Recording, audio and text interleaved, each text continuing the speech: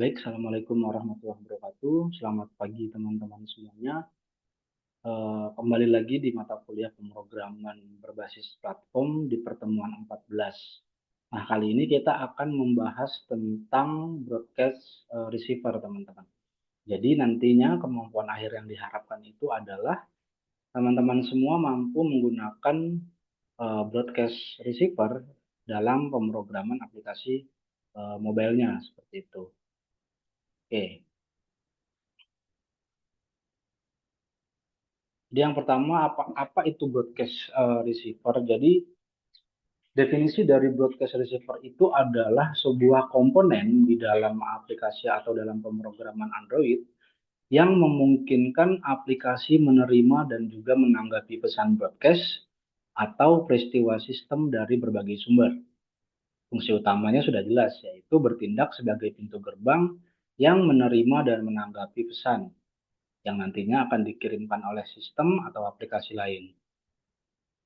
Nah, peranan broadcast receiver dalam pemrograman Android adalah yang pertama itu menerima informasi. Jadi, nantinya broadcast receiver itu memungkinkan aplikasi untuk bisa menerima informasi atau notifikasi dari sistem Android atau aplikasi lain tanpa harus secara aktif memantau atau memeriksa status. Jadi sifatnya itu nantinya bisa real time, bisa asinkronus.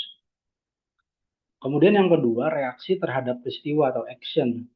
Jadi nantinya broadcast receiver itu memiliki peran untuk menanggapi event tertentu seperti pemutusan daya, kemudian perubahan status jaringan, atau bahkan pengaturan waktu yang memungkinkan aplikasi merespon secara tepat waktu.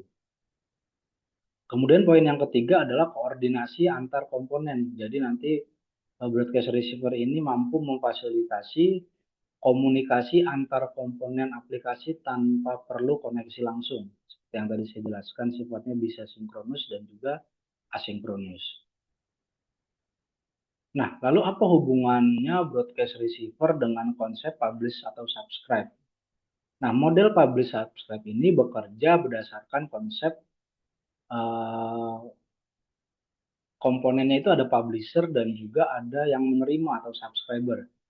Nah, konsepnya itu bisa digunakan juga dalam penggunaan broadcast receiver. Jadi nanti aplikasi lain itu bisa mengirimkan notifikasi atau mengirimkan data. Nah, aplikasi yang ada di device kita selaku subscribernya itu yang sifatnya sebagai penerima.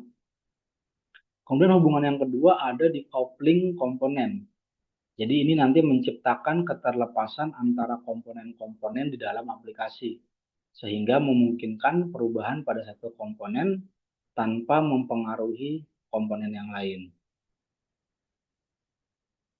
Nah, jenis-jenis dari broadcast receiver itu ada yang namanya broadcast system. Nah, broadcast system itu adalah sebuah sistem yang akan menyimpan event atau kejadian yang umum terjadi di dalam perangkat Android. Sepertinya yang pertama itu misal perubahan status baterai. Kalau teman-teman lowbat, dia akan muncul tuh notifikasinya baterai 15% lagi atau baterai 5% seperti itu. Kemudian saat teman-teman mencoba memasukkan SD card atau teman-teman mencoba mengkoneksikan perangkat Android-nya dengan laptop. Nah, itu nanti masuknya ke dalam broadcast system. Nah, di sini ada contohnya. Contohnya itu adalah aplikasi alarm yang merespon peristiwa boot complete untuk mengatur kembali alarm setelah reboot. Kemudian ada lagi yang namanya broadcast custom. Nah, broadcast custom ini itu adalah event yang bisa dibuat dan dikirim oleh pengembang aplikasi sendiri. Tujuannya untuk berkomunikasi antar komponen di dalam aplikasi. Nah, contohnya misal di sini adalah aplikasi To Do. Jadi nanti dia akan mengirimkan broadcast setelah penyelesaian tugasnya selesai untuk memberitahu nih komponen lain untuk memperbarui tampilan. Jadi setelah tugas selesai, secara otomatis nanti dia akan mengirimkan trigger di dalam app-nya untuk menandakan bahwa task tersebut statusnya sudah komplit atau task tersebut statusnya berubah dari yang sebelumnya masih on process menjadi pending atau menjadi status yang lain seperti itu. Kemudian masuk ke dalam penggunaan broadcast receiver.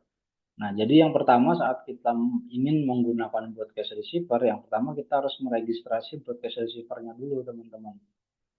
Nah, jadi deklarasinya itu bisa di dalam Android Manifest di awal saat teman-teman membuat project baru. Jadi kita set dulu di dalam Android Manifest.xml-nya. Nanti registrasinya ini akan kita masukkan, kita declare di dalam Android Manifest-nya. Sehingga nanti pada saat aplikasi ini di launching, receiver itu sudah tahu nih kapan aplikasi itu bisa diaktifkan atau broadcast receiver itu akan diaktifkan atau kapan broadcast receiver itu digunakan dan akan berjalan pada saat event apa seperti itu. Kemudian bisa dibuat dinamis juga sesuai dengan runtime. Nah, di sini untuk yang penggunaan registrasi broadcast receiver secara dinamis itu dilakukan melalui kode Java-nya. Jadi kita melakukan triggernya by coding. Sehingga nanti memungkinkan pengembang untuk bisa mengaktifkan atau menonaktifkan receiver sesuai kebutuhannya. Keuntungannya ya tadi kontrolnya lebih fleksibel, terus juga kita bisa menyesuaikan terkait dengan alur bisnis aplikasinya atau alur proses aplikasinya. Sedangkan kalau yang di Android Manifest ya sudah kita cukup declare sekali dia akan otomatis melakukan trigger seperti itu. Kita juga bisa menyisipkannya di dalam intent nantinya. Jadi kalau misalnya teman-teman membuat sebuah intent pada saat pengalihan dari satu kelas ke kelas yang lain, nanti kita bisa sisipkan nih broadcast receiver. Di sini kita bagi dua lagi, jadi bisa kita masukkan ke dalam intent filter implicit dan juga explicit. Nah, jadi kalau yang explicit itu akan digunakan ketika kita tahu dan pasti komponen mana yang akan kita panggil. Contoh, misalnya kita akan memanggil receiver dengan menyertakan nama kelas secara langsung.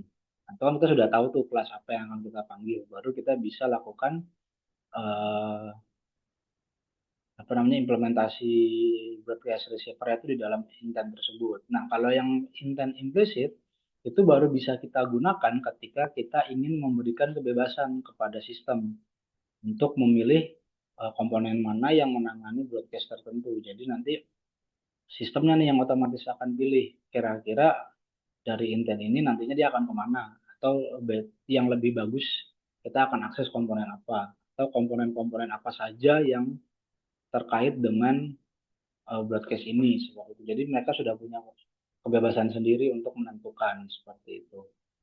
Nah, biasanya nanti akan dibuat dalam bentuk logic di sini. Jadi kita tentukan dulu logiknya bagaimana dia bergerak sesuai dengan kondisi yang sudah kita tentukan sehingga nanti dia bebas tuh kalau misalnya poin A ini terpenuhi atau valid, maka kita bisa lari ke sini. Tapi kalau poin A-nya tidak valid, maka kita akan lari ke komponen yang mana, kayak gitu. Lalu kita juga bisa menerapkannya dalam intent filter. Jadi penggunaan intent filter kita bisa pakai untuk memfilter tipe-tipe broadcast-nya. Jadi nanti akan digunakan untuk menyaring broadcast yang diterima oleh broadcast receiver. Seperti nanti kita akan filter juga nih kriterianya apa, kemudian setelah itu actionnya bagaimana, data yang dikirim apa saja, kemudian kategori dan lain sebagainya. Nah, di sini contohnya adalah misal kita membuat receiver yang hanya akan tertarik pada perubahan status baterai. Jadi nanti kita akan menggunakan nih intent filter akan diatur untuk menangani action battery change. Jadi kita sudah spesifikkan di sini. Pada saat baterainya berubah statusnya, maka dia akan men-trigger action battery change ini. Nah, kemudian proses asinkronus. Jadi kan seperti yang saya jelaskan di awal untuk broadcast receiver itu ada dua jenis, bisa sinkronus, bisa asinkronus. Nah, kenapa asinkronus itu penting dalam konteks broadcast receiver? Karena ini nantinya akan memberikan kemampuan pada aplikasi kita untuk menanggapi pesan broadcast tanpa menghentikan atau memblokir jalannya aplikasi yang lain.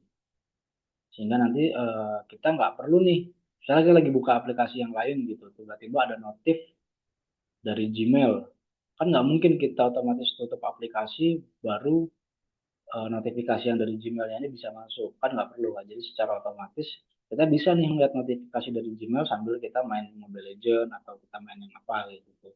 Nah, itulah fungsinya asinkronus dalam konteks broadcast receiver. Nah, pentingnya apa? Pentingnya tadi memastikan bahwa aplikasi dapat tetap responsif terhadap pengguna, bahkan ketika menanggapi peristiwa yang mungkin membutuhkan waktu. Seperti itu. Dan perbandingan dengan metode sinkronus. Nah, proses sinkronus dapat menghentikan eksekusi, jelas. Jadi nanti kalau misalnya teman-teman harus sifatnya sinkronus, itu aplikasinya harus dalam kondisi yang terbuka. Dan teman-teman nggak bisa akses aplikasi lain.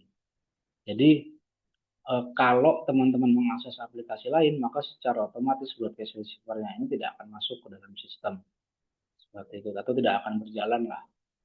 Sehingga tidak bisa menanggapi pesan secara langsung. Nah, akibatnya adalah menjadi keterlambatan dan membuat aplikasi tampak tidak responsif. Nah, kalau yang asinkronus sudah jelas. Tadi kita bisa mengakses broadcast receiver-nya tanpa harus membuka aplikasinya. Jadi kita nggak perlu tuh nunggu-nunggu tugas ini selesai. Jadi bisa lebih responsif seperti itu. Kemudian dalam proses asinkronus itu juga ada yang namanya penggunaan background thread. Jadi nanti fungsi background thread ini adalah mencegah application not responding atau mencegah ANR. Jadi aplikasi not responding itu bisa terjadi jika broadcast receiver itu menanggapi pesan secara langsung pada thread utama. Dan tugas tersebut membutuhkan waktu yang lama untuk diselesaikan. Jadi kan kadang-kadang teman-teman suka melihat saat lagi asik-asik akses aplikasi terus buka menu tertentu, tiba-tiba nge-crash lama, tertahu-tahu muncul app not responding seperti itu. Nah, ini adalah penyebabnya adalah broadcast receiver itu menanggapi pesan secara langsung pada thread utamanya. Solusinya adalah menggunakan background thread untuk menjalankan tugas yang memerlukan waktu lebih lama sehingga thread utama tetap responsif dan bisa tetap digunakan oleh pengguna. Nah, contoh implementasinya adalah menggunakan Asintas atau Job Intent Service. Jadi ada satu modul atau satu modul Asintas ini bisa membantu kita untuk menerapkan sistem asinkronus sehingga nantinya dia bisa melakukan operasi pada thread terpisah yang nantinya juga bisa menjaga thread utama agar tetap responsif. Nah, ini cocok digunakan untuk tugas-tugas yang sifatnya relatif lebih singkat seperti itu.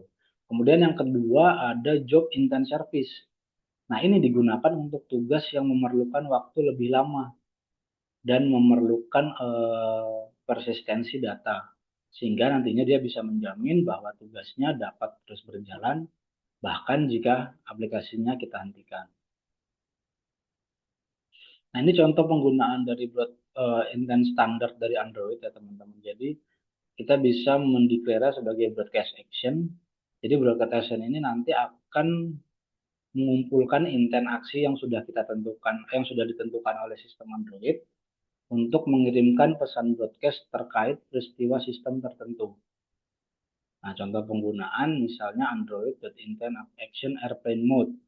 Nah, ini akan kita jalankan atau akan kita lakukan saat kita mengklik fitur airplane atau saat mode airplane diaktifkan. Nah, ini broadcast intentnya ini akan bekerja untuk memanggil komponen dari airplane mode-nya. Kemudian penggunaan intent umum seperti action battery low atau action boot complete dan lain sebagainya. Nah, ini dilakukan saat level baterai turun di bawah batas yang sudah kita tentukan. Jadi kalau teman-teman suka buka setting tuh kan ada ya notifikasi, terus misalnya baterai notification kita bisa set tuh. Kita dapat notif baterai lemah itu saat sudah mencapai berapa persen. Nah, itu nantinya akan mengatur dari action battery low. Jadi saat broadcast receiver-nya itu memenuhi kondisi baterai di 15%, maka dia akan men-trigger yang namanya action battery low ini sehingga kita akan dapat notifikasi bahwa baterai kita statusnya sudah low seperti itu. Atau action boot complete dikirimkan saat sistem Android selesai melakukan booting atau restart. Nah, ini berguna untuk memulai layanan atau tugas tertentu setelah perangkat selesai melakukan booting. Kemudian keamanan dalam penggunaan broadcast receiver. Nah, jadi yang pertama kita bisa menerapkan permission-nya dulu. Jadi nanti kita bisa memberikan izin kepada aplikasi untuk melakukan tindakan tertentu atau mengakses sumber daya tertentu di perangkat. Misal kayak teman-teman baru install aplikasi, tiba-tiba nanti dia akan minta permission to allow app to show notification misalnya. Nah, itu adalah salah satu permission yang dibutuhkan untuk bisa mengakses broadcast receiver-nya. Jadi kalau misalnya teman-teman nggak kasih aksesnya, maka broadcast receiver itu nggak akan berjalan nantinya. Maksudnya tidak akan menampilkan apapun. Nah, kebutuhan permission dalam broadcast itu memastikan bahwa hanya aplikasi dengan izin yang tepat yang dapat menerima atau mengirim pesan broadcast tertentu. Nah, ini dalam penerapannya bisa teman-teman tambahkan di dalam Android Manifest. Jadi, teman-teman nanti akan menggunakan use permission. Kemudian di dalam use permission ini, tag-nya kita beri apa? Misal tadi use permission internet access atau use permission allow notification. Nah, nanti di dalam tag ini, teman-teman bisa menambahkan apa kondisi yang diharapkan. Nah, ini contohnya seperti ini. Android name, Android permission, receive boot complete. Berarti di sini kita memberikan izin broadcast receiver-nya itu bisa diakses saat receive boot complete. Nah, seperti itu teman-teman. Kemudian yang kedua menggunakan memahami keamanan menggunakan permission. Jadi bisa melakukan perlindungan juga terhadap miss issue. Jadi permission itu bisa membantu mencegah aplikasi atau komponen-komponen yang tidak sah mengakses atau merespon pesan broadcast. Jadi misalnya harusnya aplikasi itu tidak bisa mengakses, tapi ternyata bisa mengakses. Nah, ini kita bisa beri batasan di dalam permission-nya. Kemudian ketelusuran. Dengan menggunakan permission atau sumber dan tujuan dari pesan broadcast ini dapat kita telusuri dan dapat diverifikasi dengan mudah.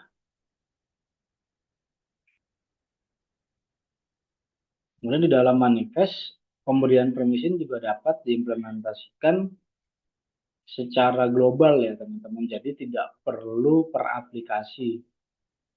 Tidak perlu kita lakukan di dalam kodenya. Jadi bisa kita langsung buat secara global untuk aplikasinya dari sisi Android Manifest. Nah, kalau pada runtime kita bisa menggunakan API nanti di dalamnya. Jadi API-nya itu kita buat sebagai request permission. Nah, ini fungsinya untuk memastikan bahwa izin hanya diberikan ketika diperlukan saja. Nah, ini contoh untuk broadcast receiver dengan menggunakan aplikasi message. Jadi kita bisa lihat di sini bahwa saat kita coba send pesan, maka dia akan muncul tuh notifikasi dari broadcast receiver-nya dengan kalimat selamat belajar dan sebagainya. Itu tergantung dari bagaimana respon atau ya tanggapan yang kita kirim dalam broadcast receiver. Nah, di sini juga ada seperti Android System, kemudian ada untuk yang virtual SD card juga. Dan ini dalam app Messenger atau SMS. Seperti itu. Oke, baik. Mungkin sekian pemaparan dari saya terkait penggunaan broadcast receiver dalam pemrograman Android. Kurang lebihnya mohon maaf. Wassalamualaikum warahmatullahi wabarakatuh.